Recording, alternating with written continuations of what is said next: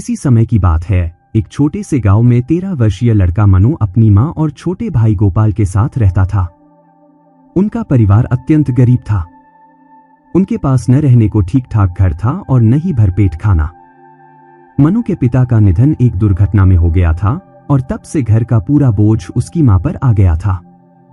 मनु का परिवार संघर्षमय जीवन जी रहा था। उसकी मां दिन भर दूसरों के खेतों में काम करती, लेकिन उनकी आमदनी इतनी नहीं थी कि घर के खर्च पूरे हो सके। मनु और गोपाल भी अपनी मां का सहारा बनने की कोशिश करते थे, लेकिन उनकी उम्र इतनी छोटी थी कि वे ज्यादा मदद नहीं कर पाते। मनु को जीवन से बहुत शिकायतें थीं। उसे लगता था कि ईश्वर ने उनके साथ अन्याय किया है। जब भी उसकी मां उसे ईश्वर पर विश्वास रखने के लिए कहती, वह गुस्से में जवाब देता, अगर ईश्वर सच में होते तो हम इतनी गरीबी और दुख में क्यों जीते? उन्हें हमारी हालत क्यों नहीं दिखती? गांव के स्कूल में पढ़ाई करते हुए भी मनु का मन पढ़ाई में नहीं लगता था। उसे लगता था कि पढ़ाई का कोई फायदा नहीं, क्योंकि गरीबी कभी दूर नहीं हो सकती। उसके दोस्त जब किताबों की बातें करते या अपने सपनों के बारे में बताते, तो मनु चुपचाप उनकी बातें सुनता और सोचता, मेरे सपने तो कहीं खो गए हैं। गांव के बच्चे मनु को अक्सर चिढ़ाते, तुम तो हमेशा गुस्से में रहते हो, लेकिन कोई नहीं समझता था कि मनु के दिल में गरीबी की वजह से कितनी कड़वाहट भर चुकी है। एक दिन गांव में एक बूढ़े साधु का आगमन हुआ। वह शांत स्वभाव के थे और उनके पास हर किसी की समस्या का समाधान था। साधु गांव के मंदिर के पास ठहरे और रोज शाम को प्रवचन देते। धीरे धीरे गांव के लोग उनकी बातें सुनने आने लगे। मनु की मां भी साधु से मिलने गई। उन्होंने साधु से कहा, महाराज, मेरे बेटे को जीवन में ईश्वर पर भरोसा नहीं है।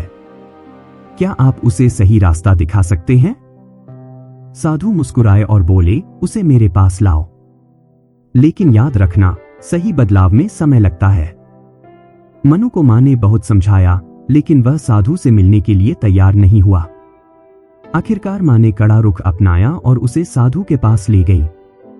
साधु ने मनु से पूछा, बेटा, तुम इतने गुस्से में क्यों हो? मनु ने गुस्से में जवाब दिया, क्योंकि हमारे पास कुछ भी नहीं है। अगर ईश्वर होते तो हमें इस गरीबी में क्यों डालते? साधु ने धैर्यपूर्वक कहा, ईश्वर हर किसी के जीवन में है, लेकिन उन्हें देखने के लिए हमें अपनी सोच बदलनी होती है। मनु ने कटाक्ष करते हुए कहा, अगर सोच बदलने से गरीबी दूर हो सकती है तो बताइए मैं कैसे बदलूं?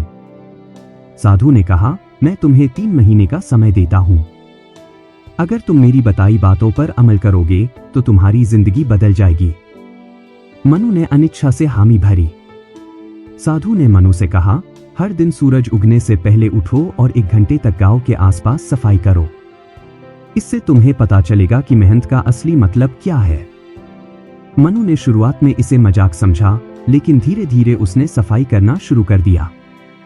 पहले कुछ दिन उसे यह काम बेकार लगा, लेकिन फिर उसने महसूस किया कि सफाई करने से उसका मन शांत हो रहा है।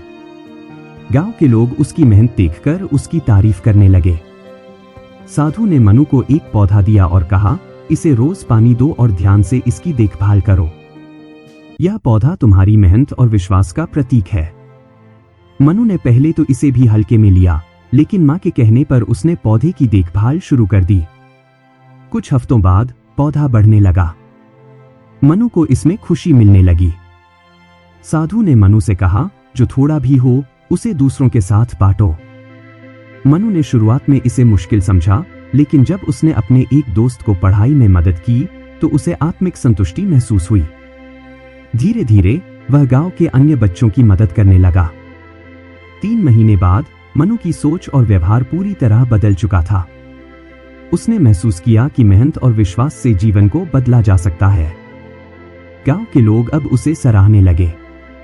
इसी बीच गांव में एक नई फैक्ट्री खुली। मनु को वहां नौकरी मिल गई। उसकी मां को भी काम मिला। उनका जीवन धीरे धीरे बेहतर होने लगा। एक दिन साधु ने मनु से पूछा, अब बताओ, तुम्हें ईश्वर पर विश्वास है? मनु की आंखों में खुशी के आंसू थे। उसने कहा, हाँ महाराज, अब मैं समझ गया कि ईश्वर हमारी मेहनत और विश्वास का फल जरूर देते हैं। मेहनत, ईमानदारी और धैर्य से जीवन में बदलाव आता है। ईश्वर पर विश्वास और सकारात्मक सोच से हर समस्या का समाधान होता है। दूसरों की मदद करके हमें सच्ची खुशी मिलती है।